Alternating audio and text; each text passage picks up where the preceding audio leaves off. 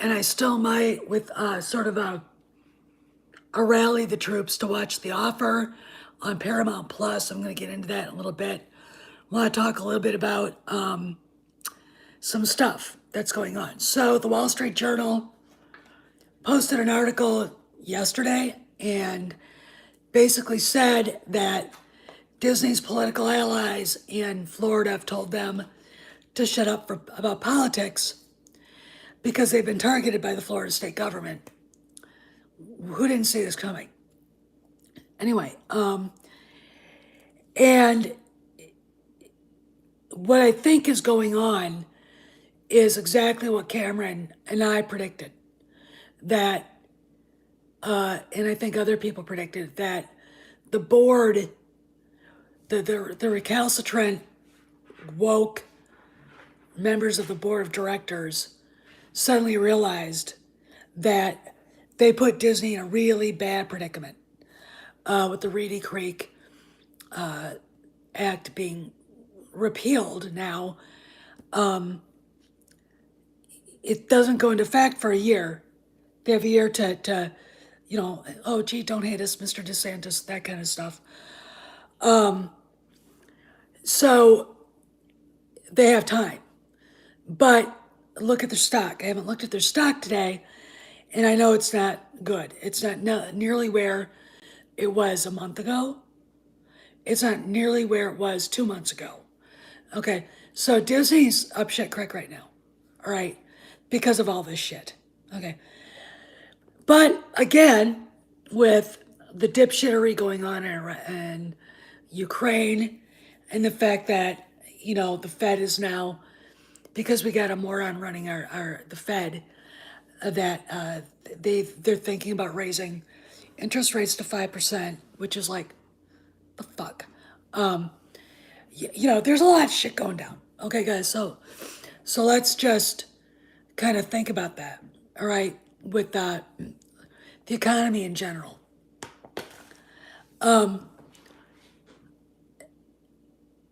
But I do think that CHAPEK used a judo move where he used his opponent's momentum and threw him on the mat. I do. And Cameron, if you're not on his Patreon, please subscribe to it. It's great. If you miss his commentary, like so many do on Midnight's Edge and other places, you'll find it on Patreon. Hey, Just Mike. Hey, Dave. Anyway, one of the guys chimed in that Cameron knows at Disney, and the guy basically said that there have been a few very woke employees saying farewell, they were leaving. And some of them came from HR. Here's the deal. When I brought that up to my husband, I said, if you were Bob Chapek and then you had basically the wherewithal then by the board after all this shit to basically get rid of these people, where would you start? And this is after I told him about the HR department seemed to be being cleaned out, and he said I'd start in HR. Look, these woke fanatics answer to HR, okay? So they're the first, if any of this is true, I would say that, yeah, there's stuff going on, okay? There's stuff definitely happening, and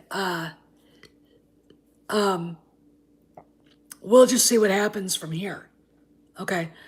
But I think like I said, it's not going to be as fast as Musk going into Twitter and saying you're firing pink little soft balls at people, saying you're fired, you're fired, you're fired. And it's not going to be like Zaslav, but it's going to happen. It has to, okay? And the reason why is because Disney can't afford this. They're in trouble, okay? This Reedy Creek thing is huge, all right? And it is one of those things where I'm literally like, I'm watching it happen, and I'm like, everybody saw this happening, okay? Everybody did. So, you know, my advice, you guys, is just, keep watching and don't read the trades. The trades are now quiet. The trades got their asses kicked. The moment the walkout failed and looked like a joke, the trades shut their mouths. Okay.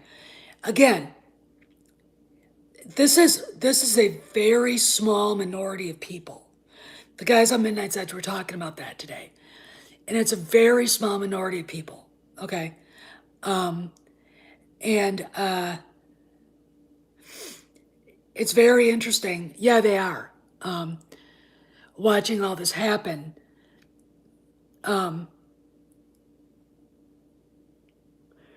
Yeah, and that's look,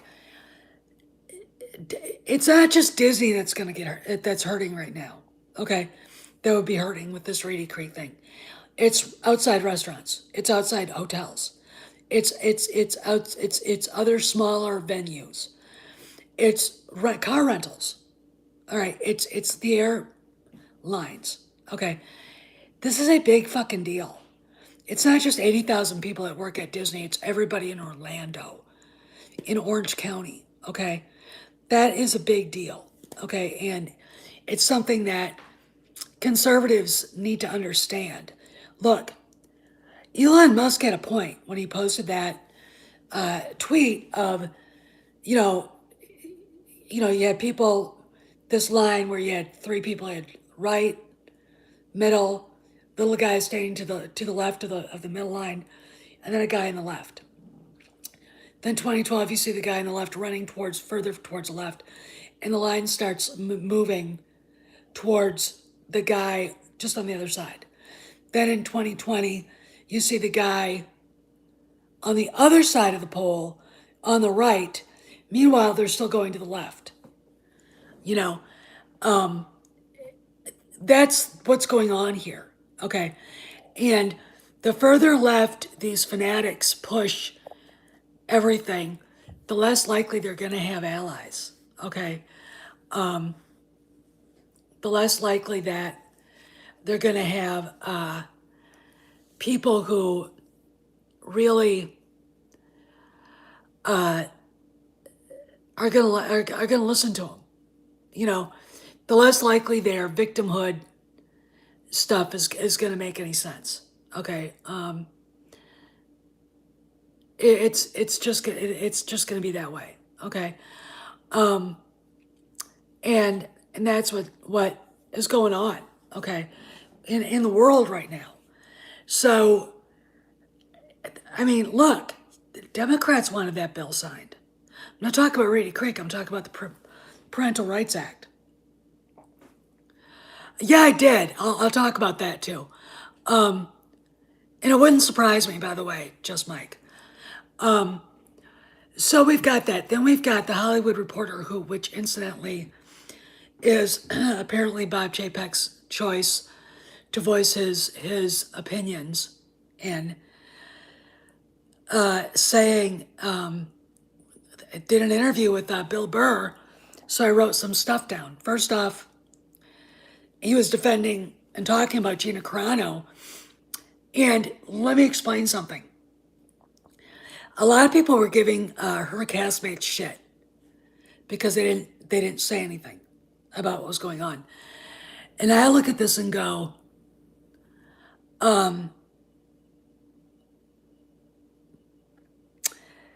Carl Weathers spoke up right away, so I remember that. Bill Burr did say something on his own podcast.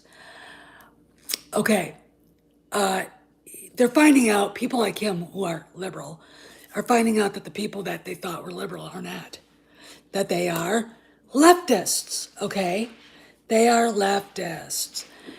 And it's very interesting to me watching all this happen. And this is what he said. He said, basically, they proved your point. He said, the whole thing with Gina, you can't chime in when the shit's happening because then you caused static for other people on the show.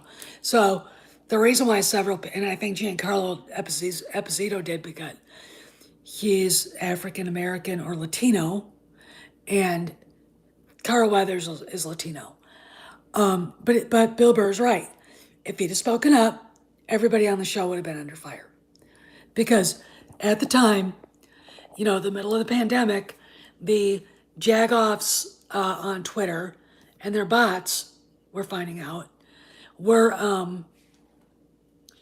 going nuts. Okay. And then he added that somebody's opinion or their political, hey Rafker, or their political beliefs make people try to destroy their ability to make a living. It's fucking bizarre to me. Again, this is in the Hollywood Reporter. This is not in Variety or Deadline. Okay. But this is Bill Burr. Now, do I believe he's going to be in season 3? Yeah. Yeah. I think that he is in season 3. Okay, I do. I believe that he's got a role in season 3. I think his character will be back. I also think he felt very comfortable saying what he said. Okay, this tells me one thing, that the people who got Gina fired are no longer a power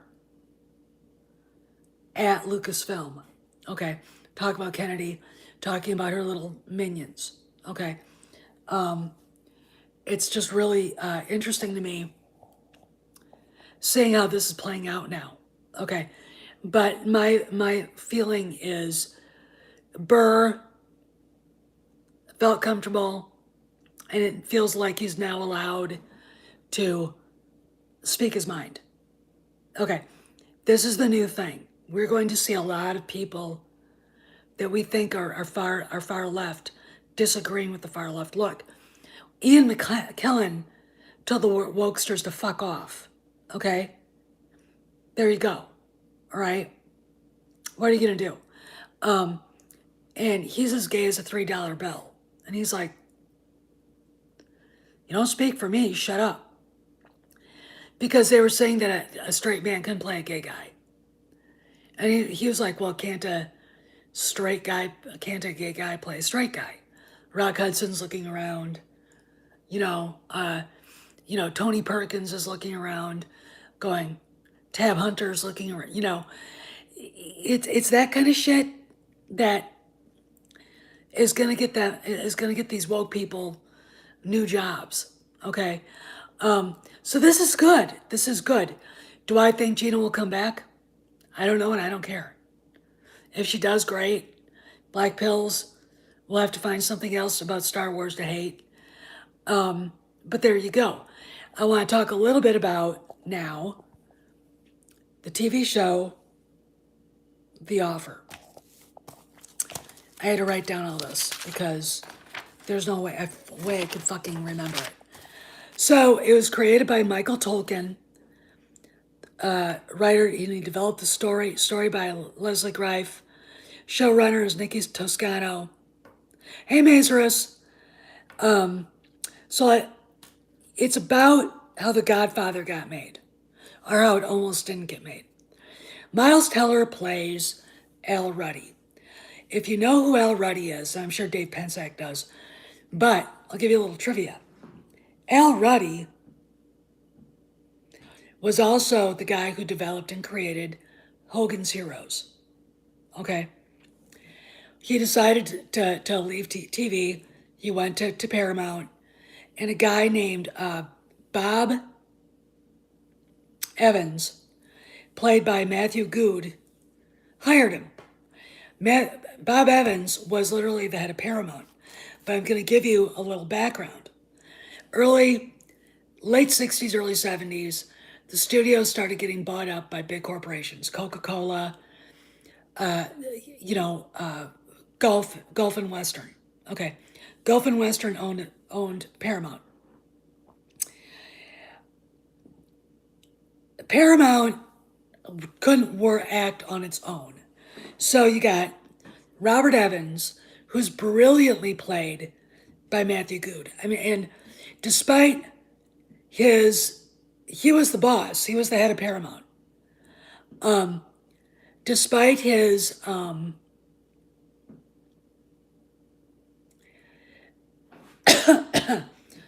do I say this? Eccentric, sort of arrogant Hollywood. When you watch it, you're gonna go, "Oh my god!" You're gonna think of Tom Cruise's character in God, what was that shit? Whatchamacallit?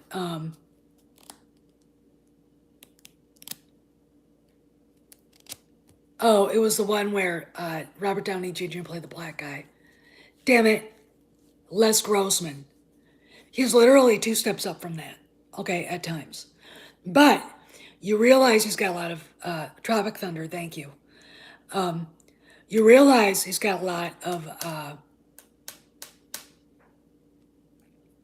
pressure because he's his boss, the CEO of Gulf and Western, is an Austrian who speaks in Telegram, played by BURR Gorman, and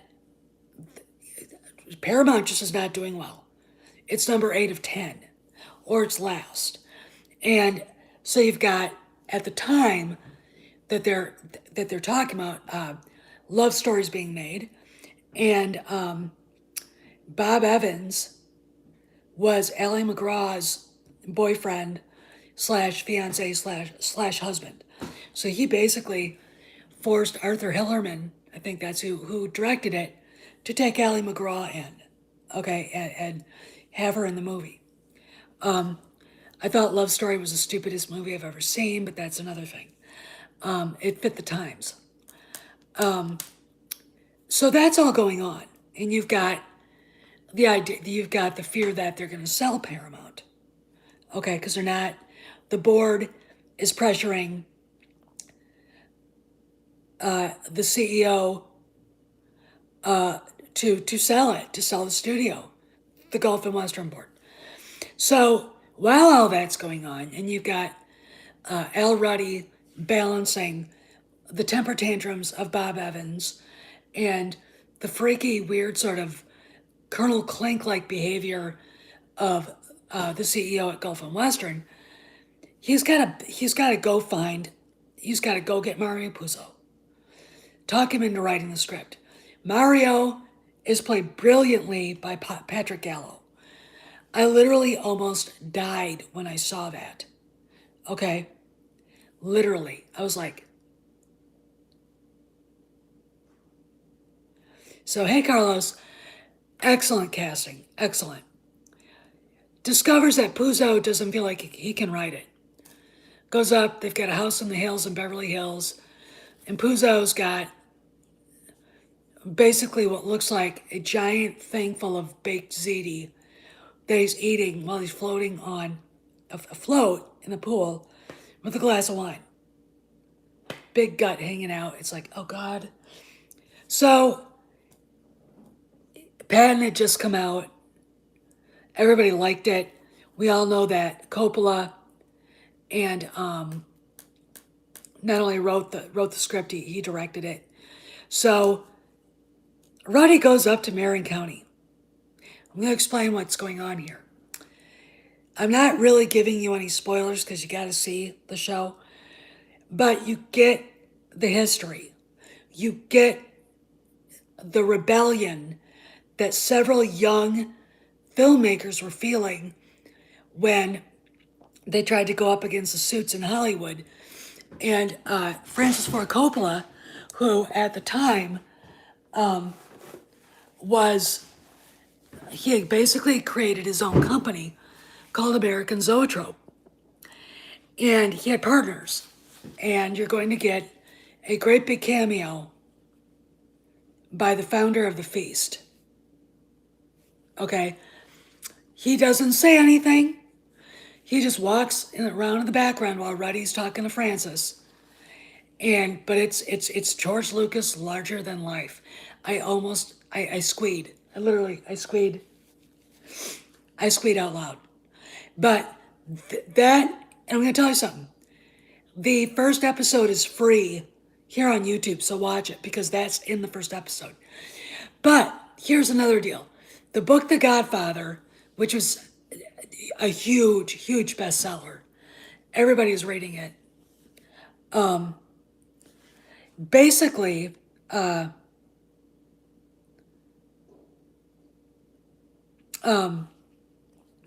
was hated by the Italian American community. So we get into the mob. Oh yeah, the mob is involved with this. Joe Colombo, the head of the Colombo crime family.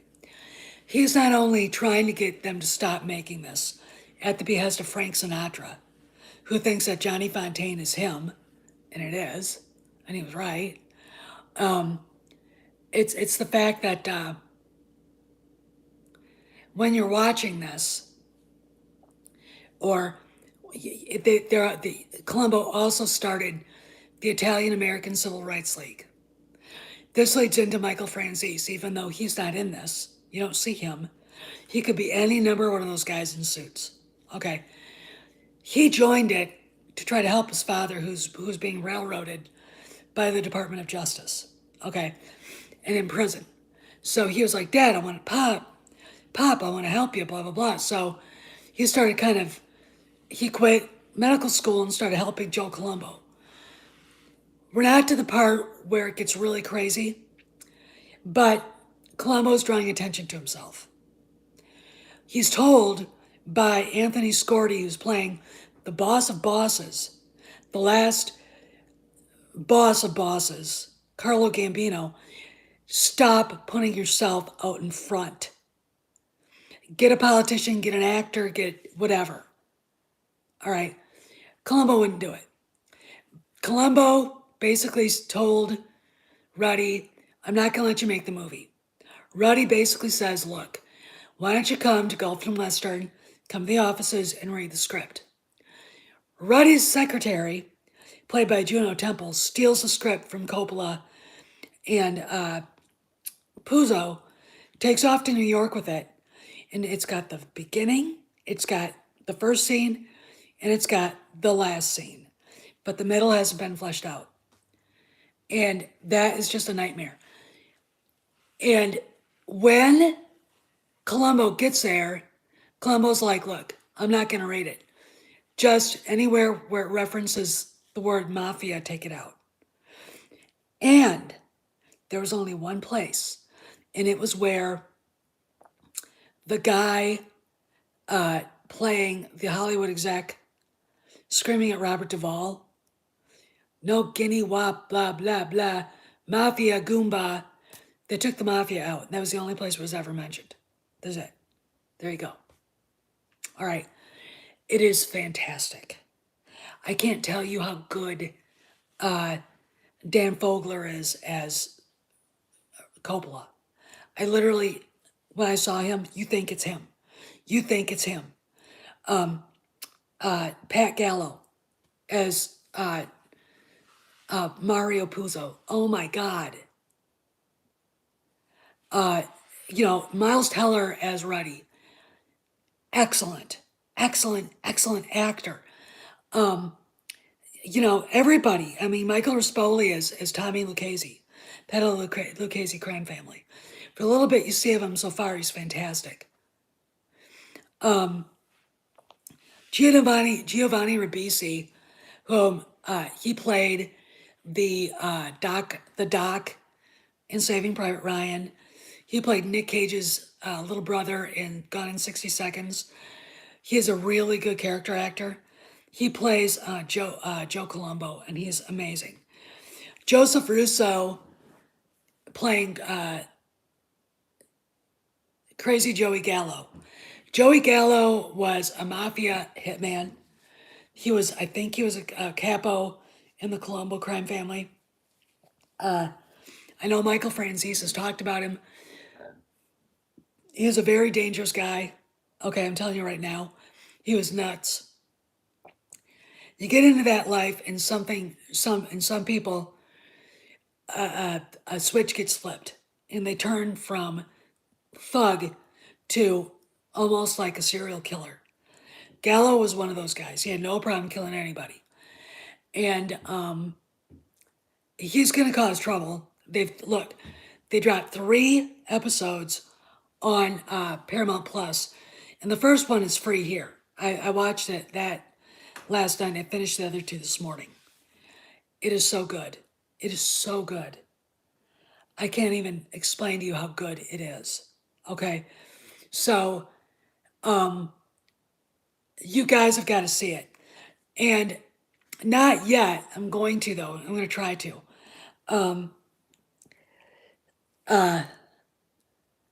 I gotta say this: Paramount Plus is the least respected streaming service out there.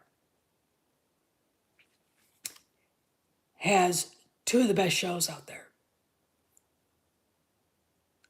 1883 and The Offer. Okay, let me explain something. There are good writers. These writers are amazing. Okay, I don't know, but I'm gonna say this: there's something to be said when you love what you're doing. Okay, these writers love what they're doing. Okay, they love it. And there's absolutely nothing in my mind that makes me believe otherwise. I could not believe how good the show is. And I was thinking it was going to be good because, I mean, let me tell you something. If you love movies as much as I do, the making of and the stories behind the scenes are almost more interesting. This is fascinating because you get an idea from watching Bob Evans have temper tantrums over nothing. You get the idea of why Coppola and Lucas and others fled to Northern California saying, fuck you to all this shit. They don't want to deal with somebody like that. Because people like that aren't creative. They don't understand, creating anything.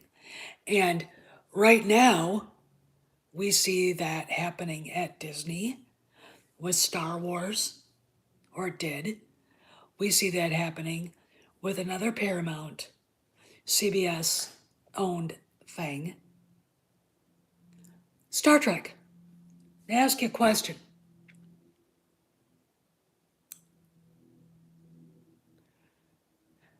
Yeah, well, he left when Coppola left because George Lucas and Francis Ford Coppola went into a partnership with American Zoetrope. And I think the story was Zoetrope went bankrupt because Lucas's first film, the one with Robert Duvall, THX 187, I think that's what it's called, or whatever, 1187, failed. It broke the bank. And at the time, Francis basically said, can't you just make a normal movie? THX 138, okay, that's it. And, we got American Graffiti out of it. Okay.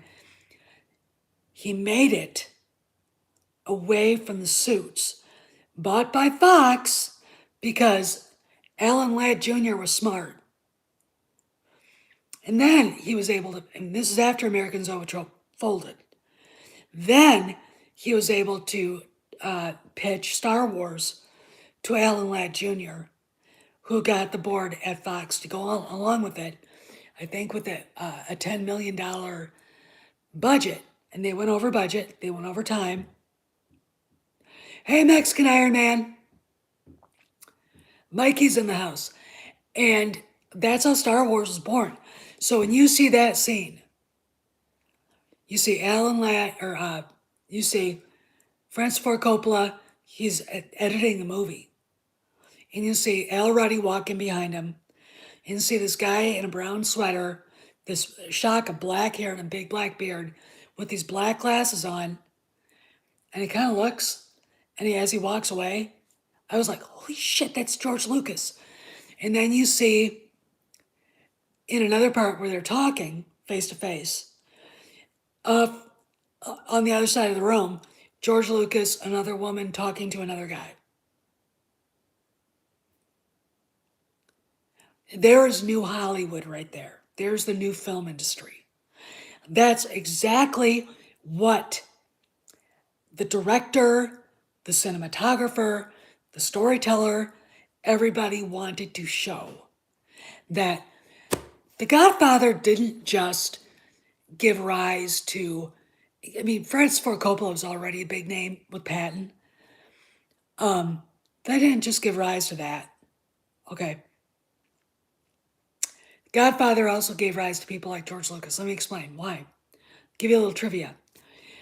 The newspaper montage, when the war starts between the Corleones and everybody else, Lucas did that. Francis gave him that to do, and he did it. And it's one of the coolest things about the movie. But this is about not just making The Godfather, it's about that time in Hollywood. That time in Hollywood, it seemed like movies were you know, there were good ones, but most of them were The culture was sort of being ground up. The studios were being bought, like I said, by companies like Coca-Cola, Gulf and Western, you know, you name it. Gulf Oil, I think, or one of the oil companies. And out of that mess, a bunch of young, stud, genius directors. Well, actually, they really didn't.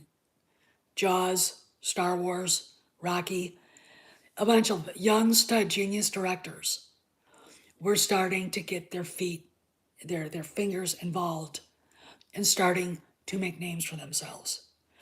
Steven Spielberg with Duel. You know, John Milius. 1975 isn't late. 76 isn't late. Neither is 77. John Milius. Francis Ford Coppola was the first one. All right. The 70s was the genesis, the early 70s.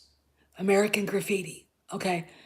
The genesis of so many things that have held sway in our culture for decades. Okay. That scene in Northern California at American Zoetrope, it has more significance historically for film history than anything. Okay. Go to New York. You've got the Don of Dons, Carlo Gambino, Tommy Lucchese, getting worried about the fact that Joe Gallo or Joe Colombo won't be able to, can't keep his mouth shut and is drawing too much attention. Let me explain something. This is not, I'm not giving you a spoiler, this is history. Before The Godfather was completed filming, I think, there was a rally, Italian-American civil rights rally at Columbus Circle, which is obvious. I mean, Christopher Columbus is their mainstay. And Michael Franzese was there.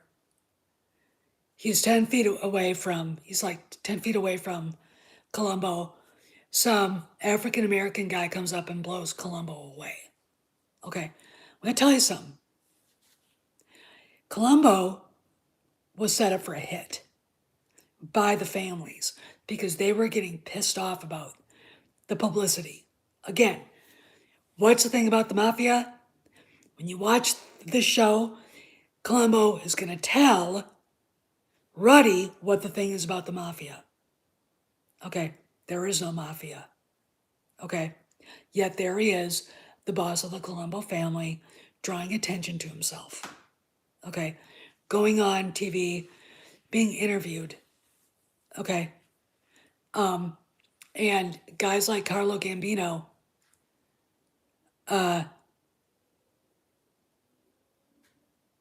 were appalled.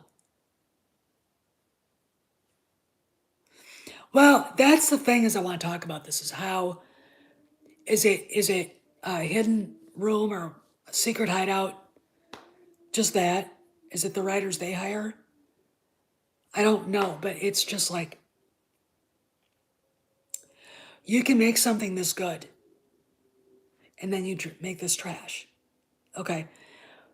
And what really bothers me is you can't find writers of this level for the Star Wars sequels because the people who are able, Secret Heart, yeah, that's what it's called. A little J.J. Abrams shitball just sitting in at CBS Paramount. People with absolutely no talent at all, Abrams, Johnson, are sitting there with, excuse me, all the power in the world, and they could not conceive of making something this good. There's no respect for the material. And let me tell you, there's a ton of respect for not just the story, but the people that were involved. The actors are so careful about how they portray people. And I'll tell you something else. There's a kid named Anthony Ippolito who was tasked to play a young Al Pacino. When you see him, you're going to faint. Just like you're going to faint when you see Coppola. Because that's how good these guys are. This is probably one of the top 10 casts I have ever seen in my life. And I'm like going, I was telling Dee Dee Sorvino, her husband was actually up to play Sonny. Paul Sorvino was up to play Sonny. I mean, it was just like watching this with my mouth. No, they're not. Dan Fogler, it looks, I mean, if you put the real Francis Ford Coppola next to him at the time, you wouldn't be able to tell the difference. If you put Pat Gallo next to Mario Puzo at the time, you wouldn't be able to tell the difference. If you put Anthony Ippolito, you could probably see the difference, but not much. There's a point where he's at dinner with Ruddy and he does that Al Pacino look. It's like, geez, it's Michael Corleone. It's like, holy shit. Okay. And you're going to find out that Evans did not want him. The studio hated him. They wanted Robert Redford. They wanted Ryan O'Neal. I don't know what they're smoking. I mean, these guys know any Italians? It, and Coppola wouldn't do it without one. Look, there are some things out there like The Northman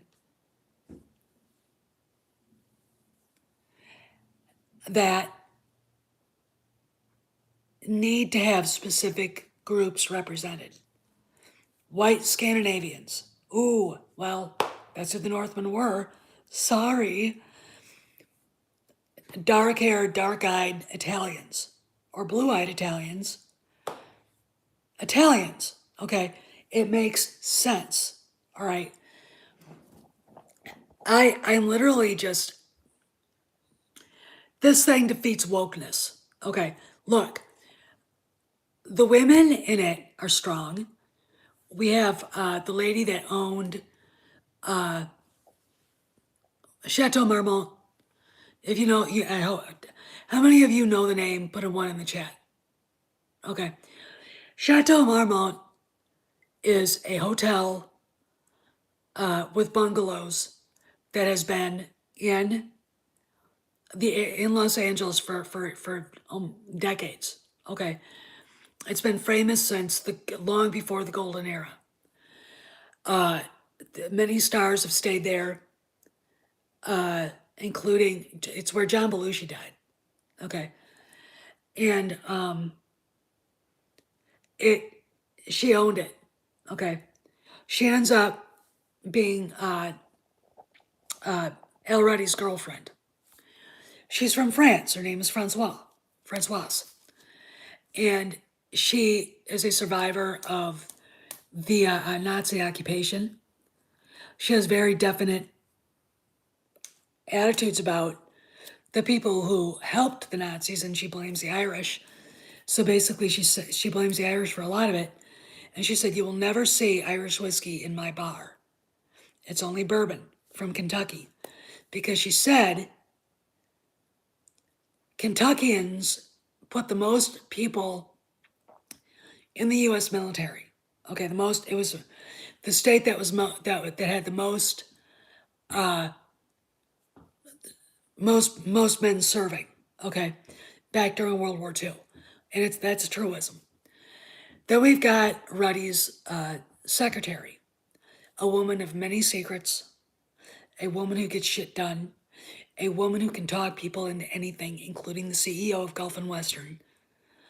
And they're not woke, they're not bitches, they're not angry lesbians or foul-mouthed misandrists. And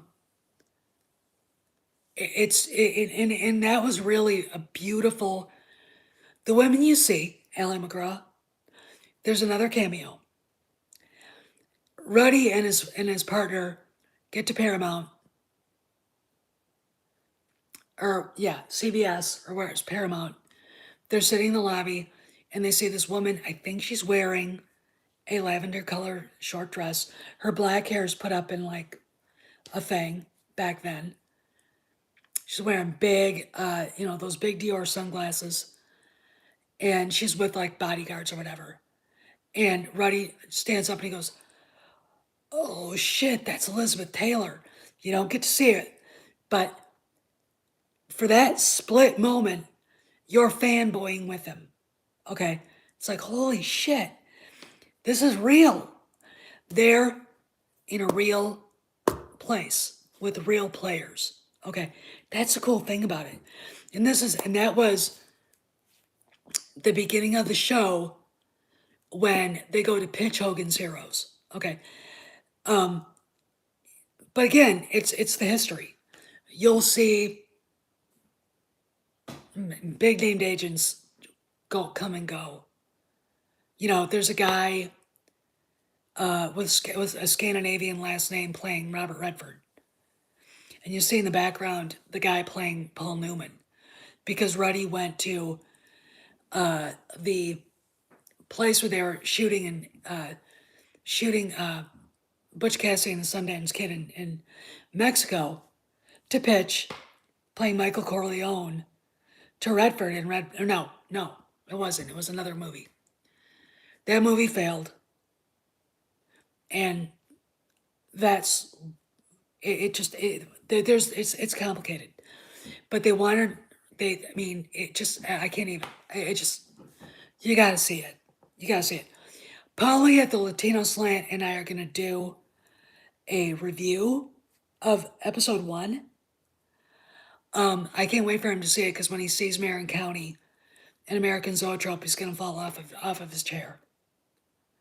Because the guy they have playing Lucas, if you saw him from a distance, you would think that was George in 1970. Bushy black hair, beard, those big glasses, and skinny, and it was just it just I literally squeed. But this is the thing. This is what makes us good. Is because The Godfather has spokes of history and relationships and connections and networks all over Hollywood. Okay, all over. All right. Here's another thing. You're going to see Lou Ferrigno. Yeah, the Hulk, the original Hulk. He's playing Lenny Montana. Luca Brasi. Perfect, perfect, perfect casting. Okay. Again, I can't. I can't. Yeah, yeah. I mean, I just, everything. And I'm a mafia history person. So when I saw the Dons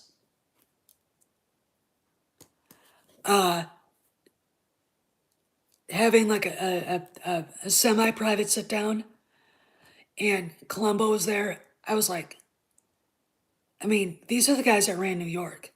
Tommy Lucchese, Joe Colombo, and the boss of bosses, Carlo Gambino, who, when he died, I think 1,000 people showed up at his funeral, and you had old ladies telling the news, "Oh, he was so good to us in the neighborhood." Blah blah blah. That's how they were. He was low key. If you ever see a picture of the real Carlo Gambino, you'd never know he was a mafia don. He looked like the neighborhood barber, or the Italian guy at the grocery store that owns a mom and pop grocery store. That's what he looked like.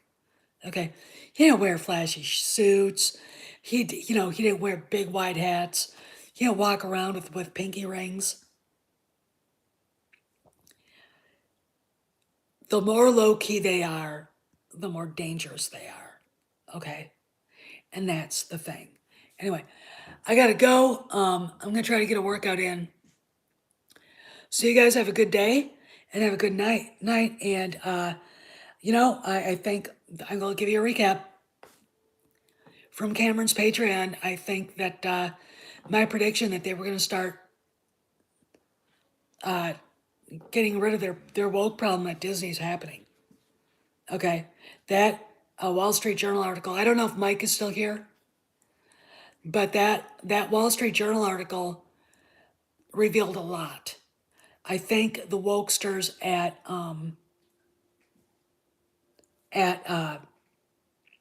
Disney on the board were had a come to Jesus moment. Okay, because they were told by their political allies, shut the fuck up. Okay, so, and then we've got Bill Burr going on The Hollywood Reporter, basically defending Gina Carano loudly. Okay, you know what this tells me? This tells me that people in Hollywood are getting sick of the wokesters too. A vast majority. I'm sure of it. And then we got Paramount Plus dropping 3 wonderful episodes of The Offer. And again, the caliber of writing is beyond my comprehension. Okay, I wish it was the same kind of writing we would get in Star Wars, in Star Trek. I wish it was the kind of writing we would get in Indiana Jones. Okay, maybe we will. I don't know. I mean, I think James Mangold, after Ford versus Ferrari, is a pretty goddamn good director and a good writer. Okay, so I'm willing to give him a chance. All right. Anyway, I gotta go. See you guys around the galaxy. Behave, be safe. And if anything else happens, I'll be back. Talk to y'all later.